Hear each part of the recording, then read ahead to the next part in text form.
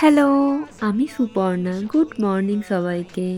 জানো তো আমাদের এইদিকে না কাল থেকে ভালোই ঠান্ডা পড়েছে, তাই আজ সকালে যখন বাইরের ওয়েদারটা দেখলাম খুব ভালো লাগছিল। রোদ ঝলমলে আকাশ আর দারুণ হাওয়া দিচ্ছিল, মানে আজ রাতেও ভালোই ঠান্ডা পড়বে।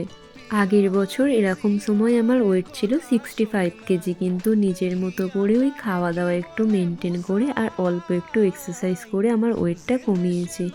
এখন আমার ওয়েট 48 কেজি মতো। এই ওয়েটটাই আমি ধরে রাখার চেষ্টা করছি।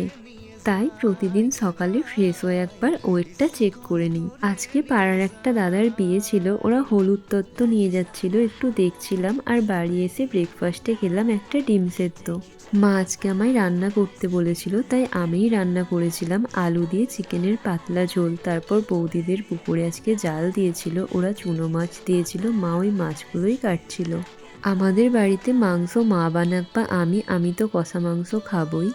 তারপর বোন, পিসিমশাই, কাকা ওরা সবাই মিলে আমড়া পাড়ছিল আর আমি দেখছিলাম, আর বোন এখানে আমড়া কোড়াচ্ছিল, আমি ওর সাথে একটু ইয়ার্কিও করছিলাম।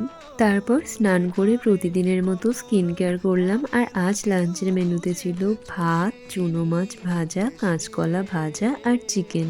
গল্প করতে করতে আজকের লাঞ্চটা কমপ্লিট করলাম। প্রতিদিনই খাওয়া দাওয়ার পর একটু রোদে যাই, এখন যেহেতু শীতকাল আজকে আমি, মা, বোন, পিসিমশাই আমরা একটু জমির ধারে গিয়েছিলাম।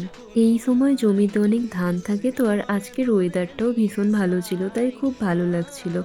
আমাদের বাড়ি কিন্তু কলকাতা থেকে খুবই কাছে, ওই 1 ঘন্টা মতো লাগে, কিন্তু আমাদের এখানের জায়গাটা অনেক সুন্দর। নদী, জমি, খাল, বিল সব কিছুই আছে।